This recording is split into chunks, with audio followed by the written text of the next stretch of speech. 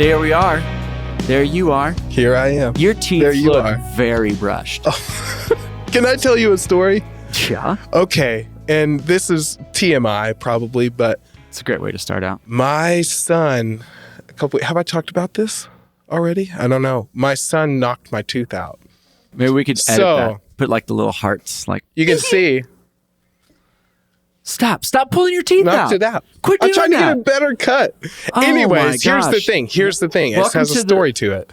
So I clean it every night. We can cut this whole thing if you want. I clean it every night and like put it in solution stuff. Well, I didn't have what I usually use. And so I used Listerine. And this morning I grabbed it out and it was blue. Oh, Completely blue, brushing it, not changing. So I had to use a water pick with the different attachments to like get all of it off because I'm like, man, I'm going to be on camera later. which water pick is like a micro pressure hose. It is, yeah. Pressure washer. And I have all these different attachments with like even, You're a water pick guy, huh? I am. Interesting. You are like a gadgets guy. Well, I'm like, I want my teeth to be as clean as possible. Well, no. You want gadgets. I didn't buy the water pick. My wife did. I think you're more fascinated with gadgets than the purpose of gadgets. I'm Do you more, feel like that's true?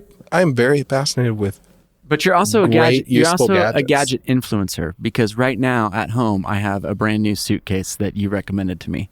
So You got it. I did. I got it. So anyway, on the show today we got Eli Maiman from the band from Cincinnati, Ohio. Woo! Go Bears. the Bears. That's Bengals. The Yeah, Bengals. I I was thinking of I'm thinking of Chicago. They have Chicago the Bears. 76er. No, that's Stop. Philadelphia. We gotta stop. This isn't a sports podcast. Next on the they shouldn't have made that trade. We got Eli Mayman from Walk the Moon on, and I couldn't be more excited about having Eli on. He's very kind. I love the guy, and he's a kind soul, and he's in a really creative band that has positioned themselves in a very pop accessible way, but where it's fulfilling. It's not draining. Like some pop is kind of draining because it's like cotton candy, But I feel like Walk the Moon is like a fulfilling band to listen to. Yeah. That's a great example. Yeah, I hope that makes him feel good that I said that. That's because I would only say that about two bands. I'm just kidding. There's more bands. There's a lot more bands. And speaking of bands, before we get Eli on, I want to make sure that we get a chance for band names. Oh, yeah. So band names today. So the game is you name the band. It's a made-up band. It's a band name. You name the band. You name the genre, their debut album, and who they are currently on tour with. And if where they're from works itself in, that's totally fine. So band name, what do you got this week? I go first every single time. You go first. It's your turn. My turn. All right. Band name this week. Maybe not though, because yours are always so crazy and out there. This is good because we have Eli on, and he studied jazz. Because today I have sax evasion. Sax evasion. Sax evasion. I'm giving a pause on the podcast for everybody to be laughing Sax in their cars. Evasion. Sax evasion, like tax evasion. Man, I did not put that together, but now it's great. Well, Sax I know evasion. that our listeners did because they're smart. So obviously they're like a jazz fusion, but also like a millennial funk kind of thing. So like very similar to like what Wolfpack has done for funk, like they are doing for jazz fusion, sax I'm evasion. excited about and their debut album is Modal Combat. Wow. See, I should have gone first. And they are, spoiler alert, they're out on tour opening for Wolfpack. Dang.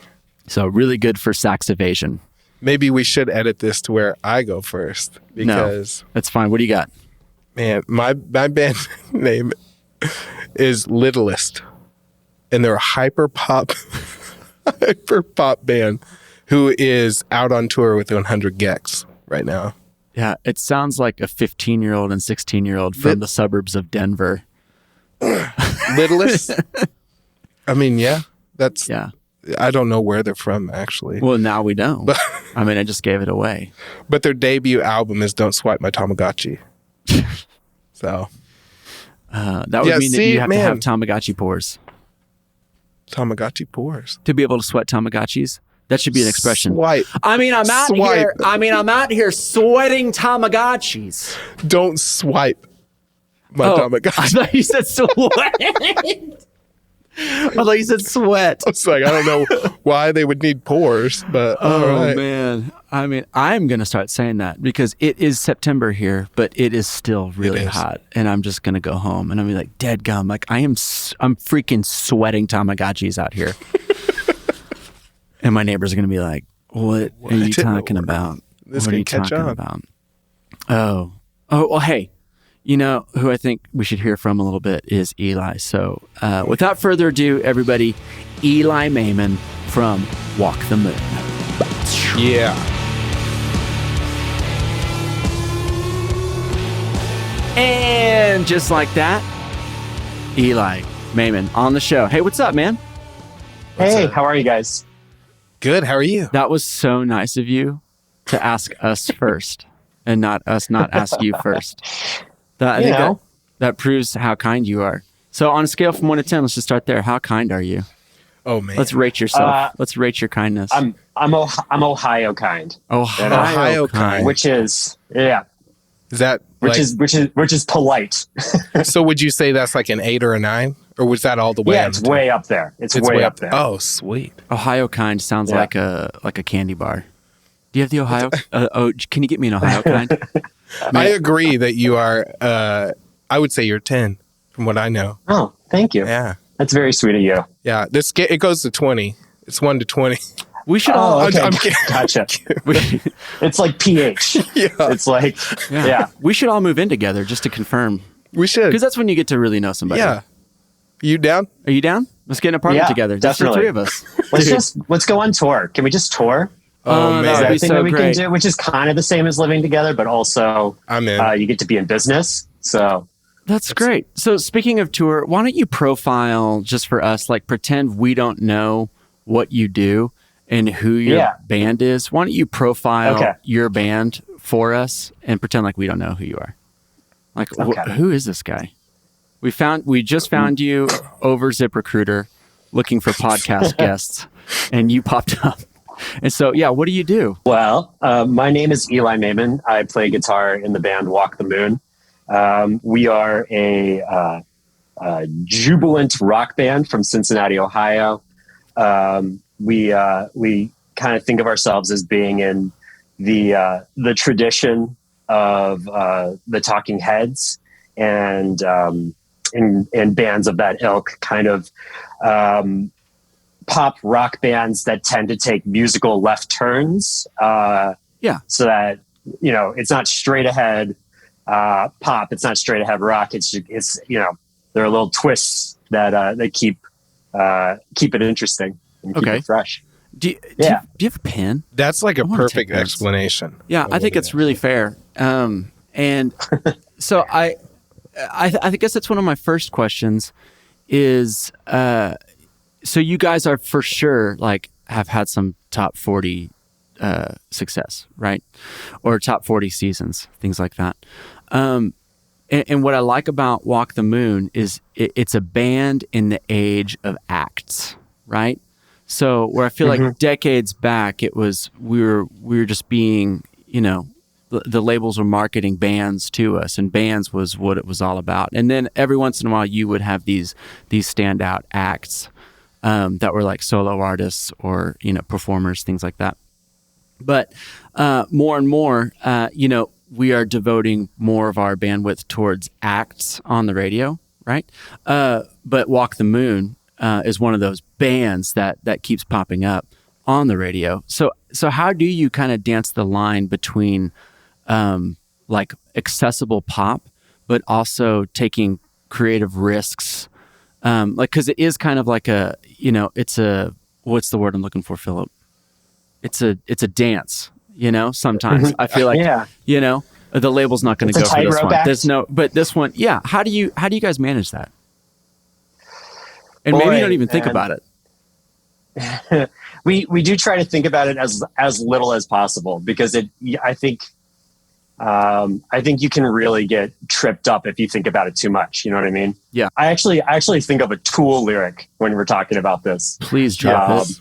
You know, from the prophet Maynard, he said, overthinking, overanalyzing separates the body from the mind, right? And so we have really like kind of subscribed to that, because we got that question a lot after Shut Up and Dance, which was like, how do you follow this success? How do you follow something that was so globally, culturally significant in its time, you know? Uh-huh. And the answer was just that, like, if we hold up and just thought about like writing Shut Up and Dance 2 or trying to recreate that magic in some way, we're going to separate ourselves from our instincts and the things that led to the song to begin with. Right. And so, to be honest, we really try to just not question ourselves that much, and just believe that what comes out of our minds and our hearts is going to be Walk the Moon, and is going to be, for better or worse, you know, what our next step. Yeah. And I say for better or for worse because, like, obviously, you know, Shut Up and Dance has been kind of our commercial zenith over the years. Uh-huh. But it doesn't mean that there are other things that, like, we didn't connect with more, or our fans didn't connect with more, you know? And I think we've been very lucky to have a fan base that connects with the catalog in a deep, meaningful way, you know? Mm-hmm. Yeah. Because I think that's accurate, because I feel like Walk the Moon is one of the bands that there's just no wasted space, you know, there's no wasted notes. And I feel like, you know, you guys are playing with all the colors in the Crayola box, but really strategically, you know, at the same time. And so, but so in that, what, besides music, like when you're thinking about creating like a next album or a group of songs, like what besides music like inspires you to create something new instead of being inspired? Because I feel like what you say, I think a lot of artists, you know, get inspired by the success of a single, right? Or gets inspired by the success of an album and then take that inspiration into something else. But then it starts to feel like, oh, I got to make, you know, I got to make Shut Up and Dance Part 2. But, you know, I feel like you guys didn't do that. And you guys came by the shop here a couple years ago and played a song that was like several years old, which was amazing for us. And then you played a new song, and man, I had the time of my life. I mean, it was so great. Yeah. So what inspires you to go to that place to create? It's funny you asked that. I was Thank you. I was so funny. I was driving yesterday, and I don't know if this is everywhere. I was driving around Cincinnati. I'm at home right now. And, like, it was like the first day where fall was like palpably in the air. Do you know what I mean? Mm-hmm. And I was like smelling the air, and it's just like, that's a new record. That's a new record about to happen. There are about to be songs just out of like the change of seasons. You know, I think, nature and the seasons of life, really don't get shouted out enough. We could do a whole podcast because lots of people are inspired by just freaking like going outside, right? Or just smells. Yeah. Right. Smells. Smells is like, if I want to get creative, I can light a certain match, light it, blow it out, let that fill up the room. I'm not kidding you. And I get into this spot where I'm like, I feel creative. It like takes me out from one side of my brain to the other side, I feel like. And it's just almost immediate. Like, okay, I feel like creating right now. A certain match is a good band name.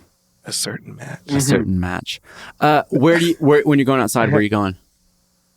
Like we have a lot traveling, probably. What, like exact locations and times? And, and when will you be there?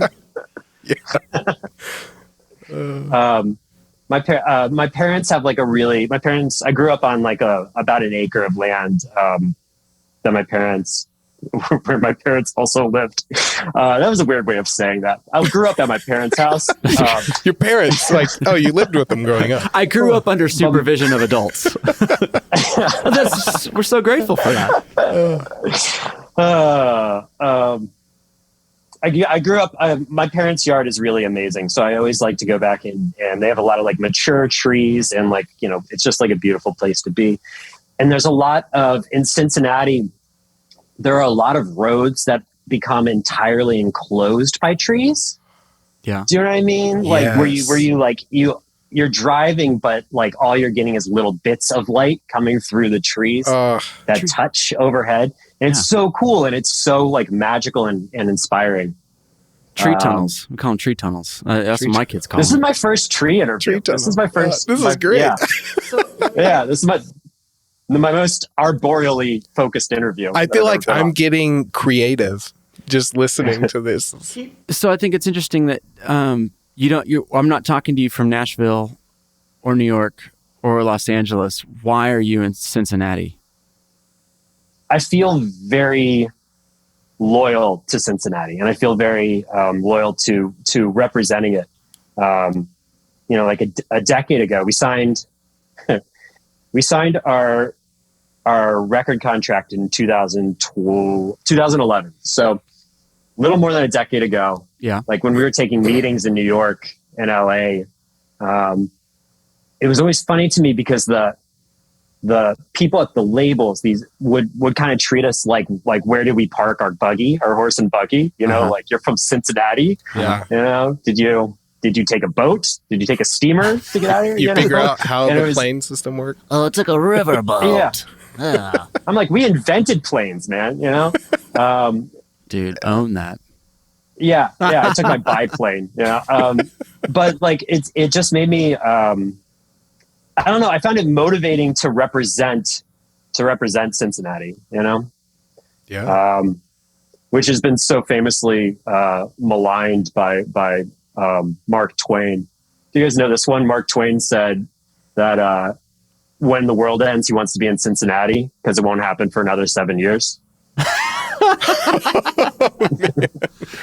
Yeah. We should have Mark Twain on the podcast. We should. I don't know why we haven't thought about it. Do you feel like right. is the whole band back in Cincinnati, or do you guys? No. That home base? The other guys moved to LA. Oh, yeah. Nice. LA Represent Cincinnati. Well, look at you sticking it out in the hometown. Right. I mean, you know, there are practical things too. You know, I love Cincinnati, but also my wife and I have a 3-year-old. Yeah. And being close to my parents and her parents are great. And, you know, especially over the pandemic, like I learned that I can do a lot of my work from this room, you know? I feel like we all learned like, oh man, we can do so much at home. So when you guys are writing new songs, are you guys trading tracks to each other? Or are you guys meeting up in a room and working out songs together? Yeah. At this point in our career, a lot of it is the laptop jockey thing, you know, sending tracks back and forth.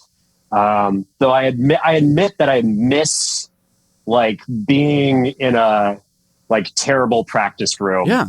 Yeah. You know, and having like bad sound reinforcement, you know, and just like playing and being 20. You know, I miss all of those things.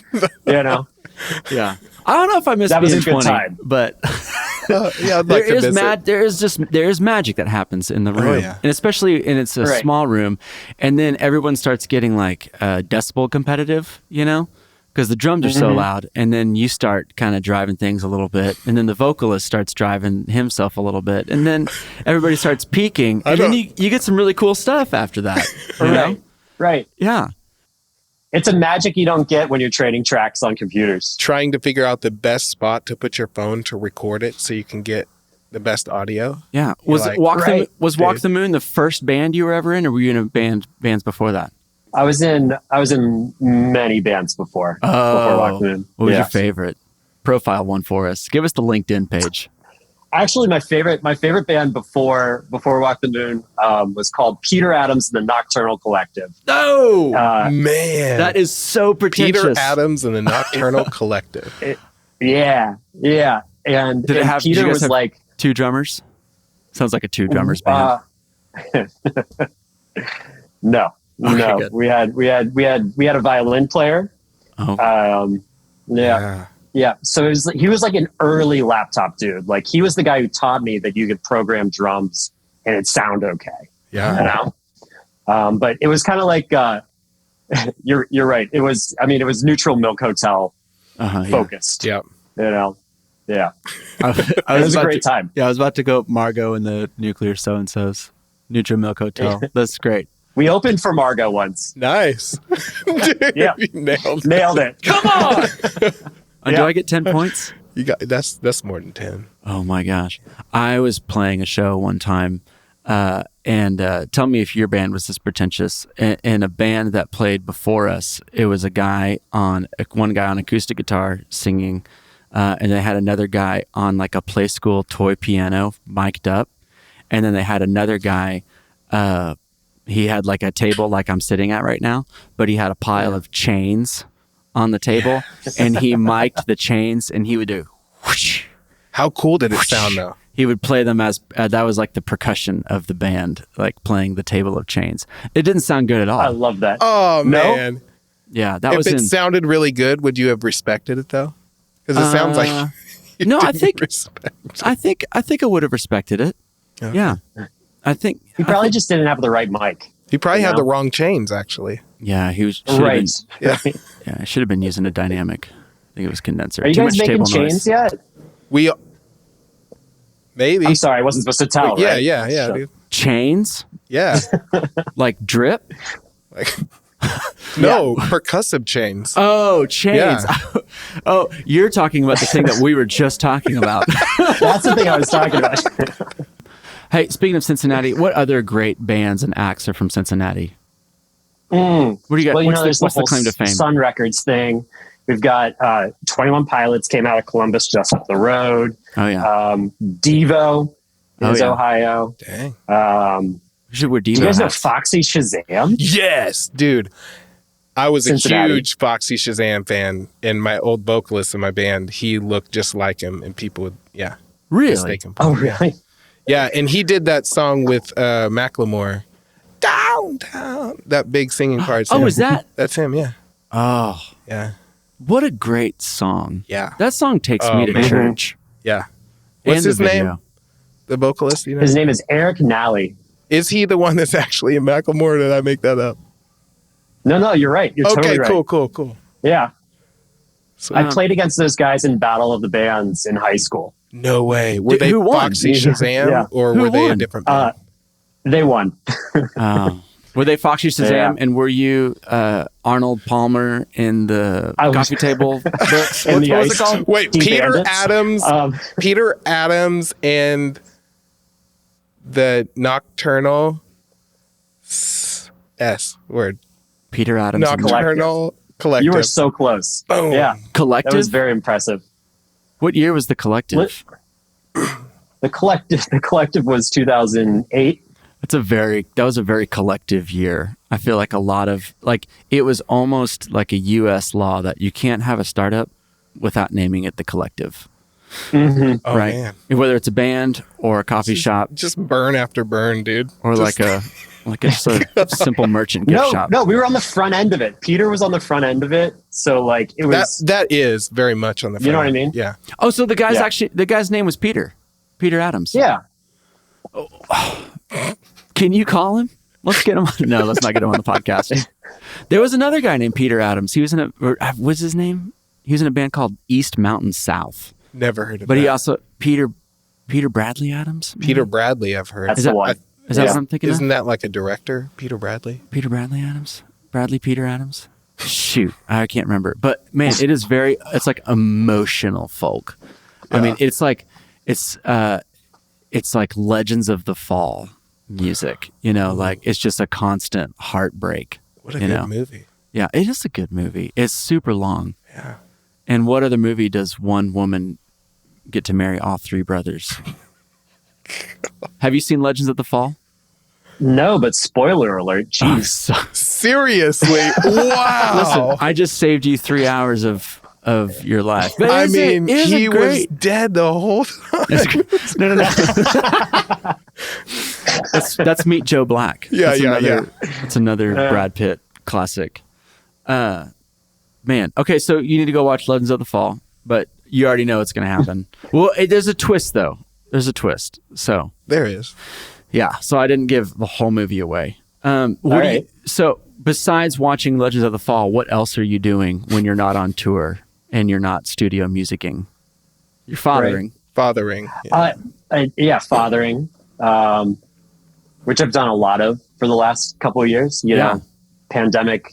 My baby was born In 2019? October 2019. And you broke your thumb, right? Or your wrist? Yeah, I broke my wrist. I don't know if you'll be able to see it, but there's Oh man, still a pretty gnarly scar right there. Where they that was at the operated. beginning of the pandemic, right? Or something. How did that happen? That was December 2019. So I was still in the. No, we had just done my first studio. We had just gotten back to the studio when the pandemic hit. I was in LA. We were in a studio with Paul Meany. You guys know Paul Meany from UMass? Yeah, we know Paul. Yeah. Are they Ohio? Huh? No, he's talking about LA. Oh, great. Thanks.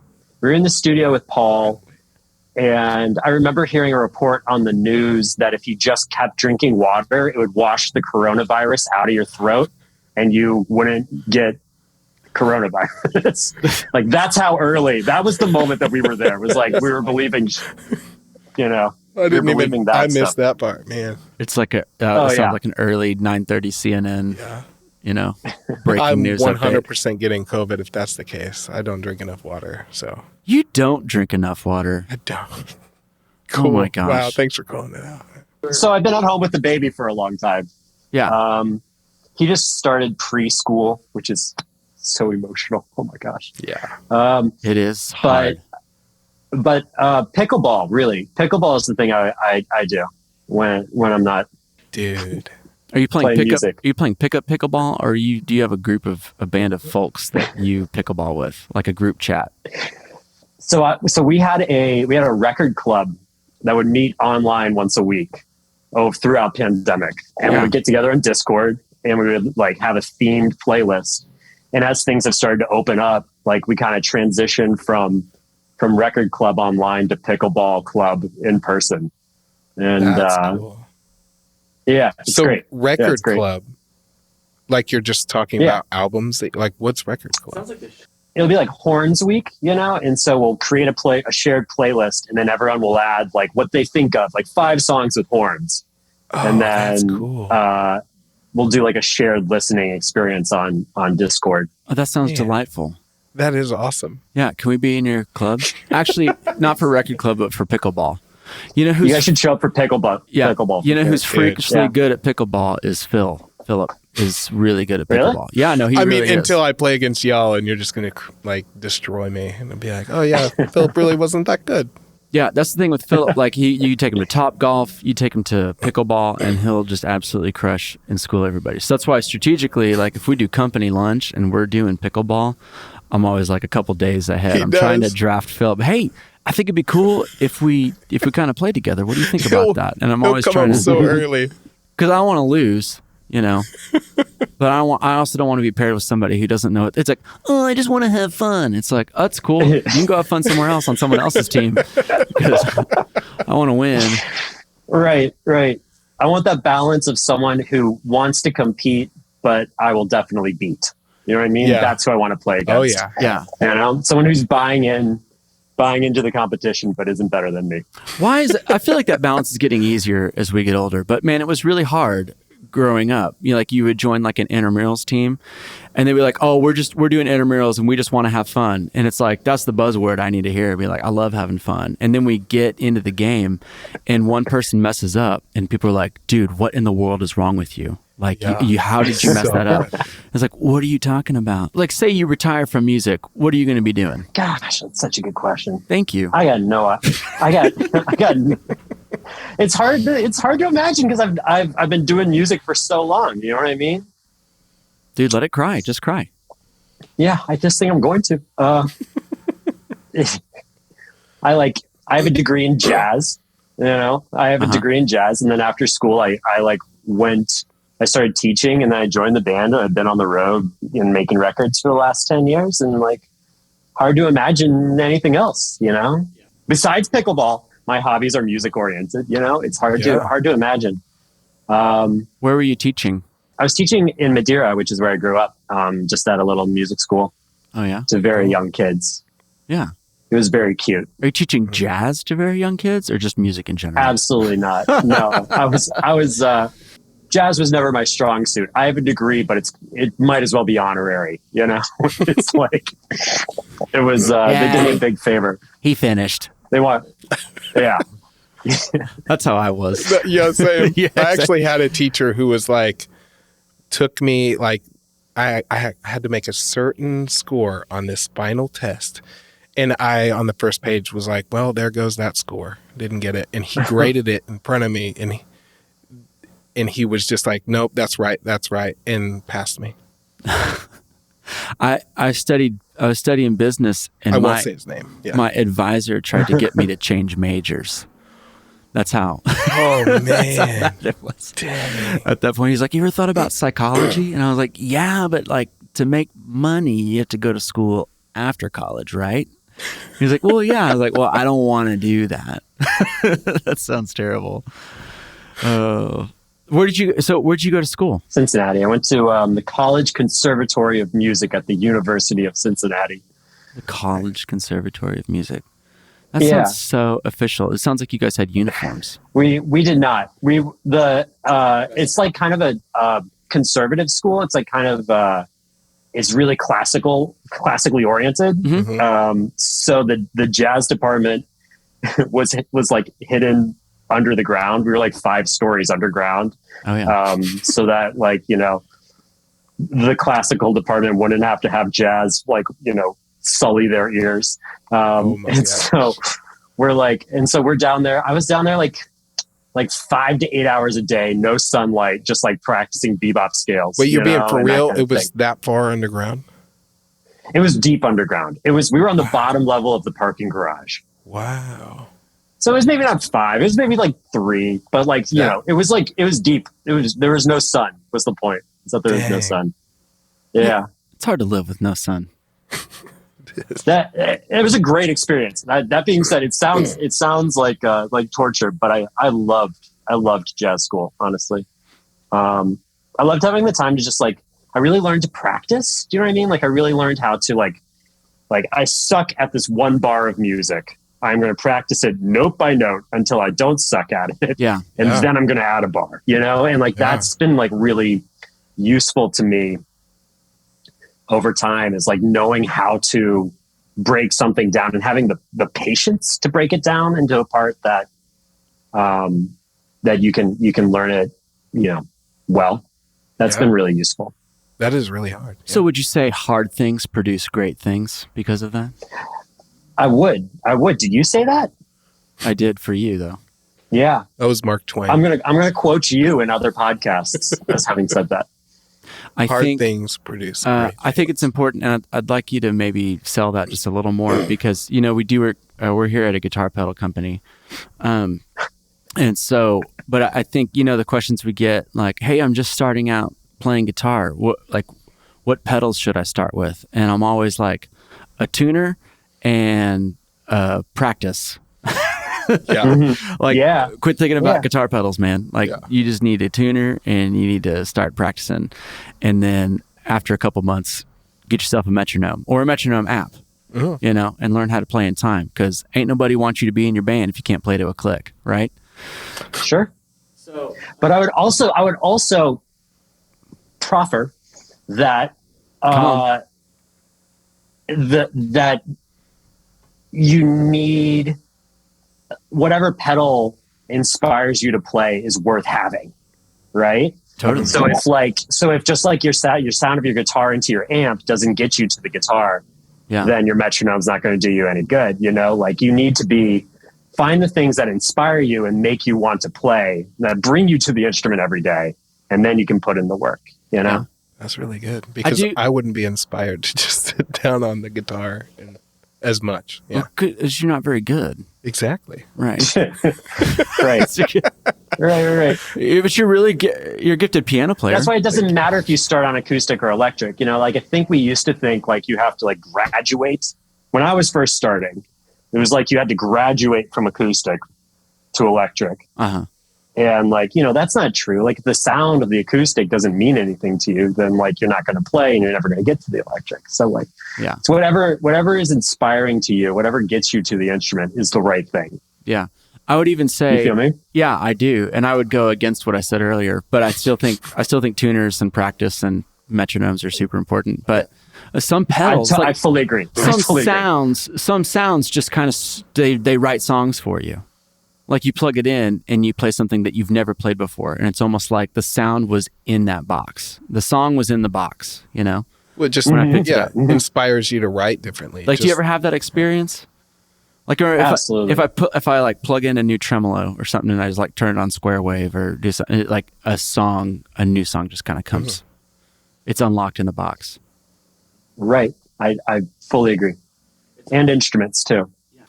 It's almost like songs are already written and all we're doing is finding them, you know? We're just finding them. So they're hidden deep in the boxes. I'm going to go in the searching instruments. after this. I feel like the way, like when I pick up a guitar, you know, like an acoustic guitar, it's like sometimes you play the chords you've always played, but then you start noodling and a new song finds its way, you know? Oh, yeah. So you do have to experiment. I guess that's why you're buying. So that's why you have that box of that whole cabinet full of guitar pedals in there. Right. And the rock and guitars, and you know, this is why this continues. Because every time I pick something else up, something else falls out of it. You know? Yeah. Have you guys read Tweedy's book yet? Have you read How to Write One Song? No, but give us what's that book say? Give us that synopsis. Oh man, it's mostly about creative habit. It's like about being at the instrument. To, you know, that's the only way a song is going to happen is if you're at the instrument. Yeah. And how to turn that into a practice. How to turn, you know, a lot of us have creative kind of technical practices with our instruments. You know, where we'll sit down and work on scales and stuff, but not.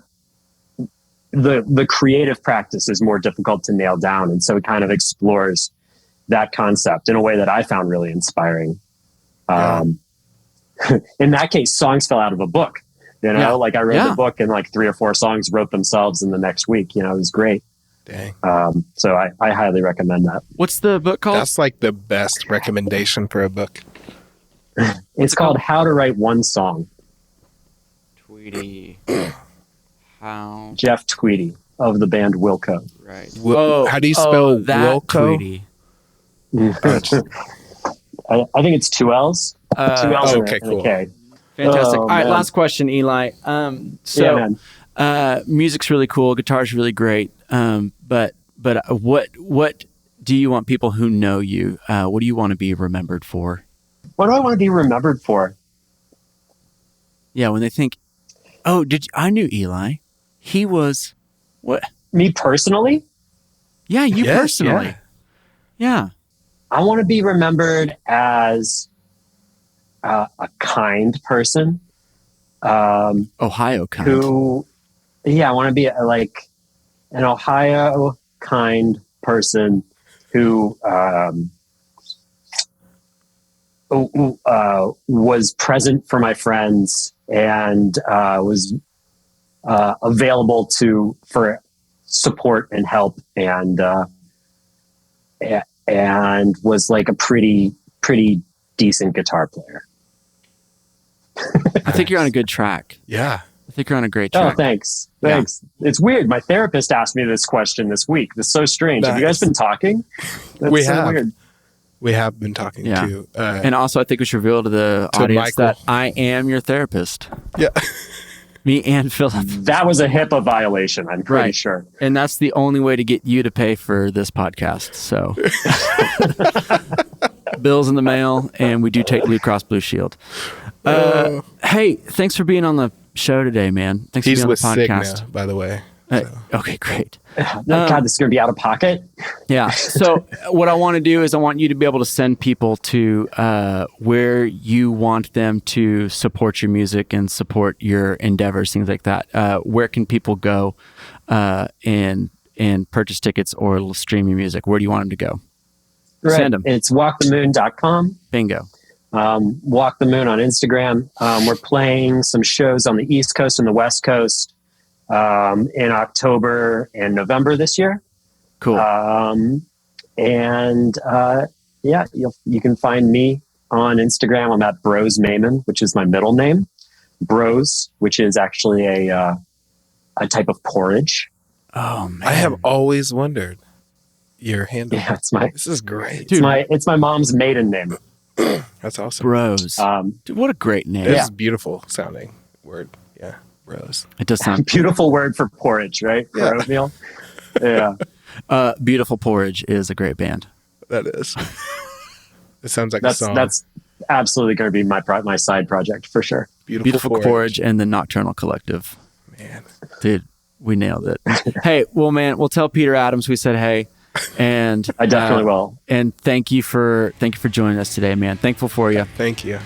Hey, thanks so much for having me. An honor. Peace. Bye. See ya.